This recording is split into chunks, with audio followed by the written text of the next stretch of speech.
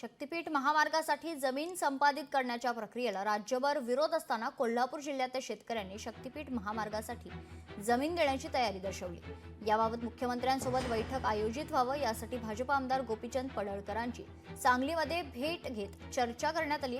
तर लवकरच मुख्यमंत्री देवेंद्र फडणवीस यांची भेट घेऊन शक्तीपीठ समर्थनातील शेतकऱ्यांसोबत बैठक घेऊन त्यांचं मत जाणून घेण्याची विनंती केली जाईल असं पडळकर यांनी स्पष्ट केले।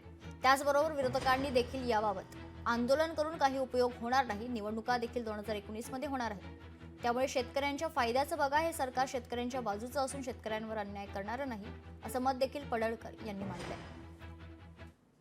की सोमवारपासून अधिवेशन सुरू होतंय। मी माननीय देवाभाऊंच्या कानावरती हे सर्व शेतकरी जी समिती आलेली आहे, समर्थन समिती, यांचा निरोप मी माननीय मुख्यमंत्री महोदयांना देणार आहे।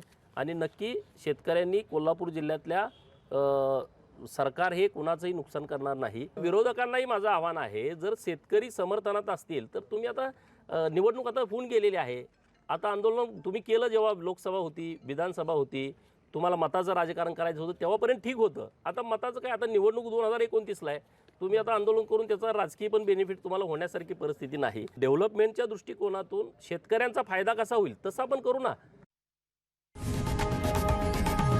लोकशाही मराठी ऐका, पहा, जागरूक रहा।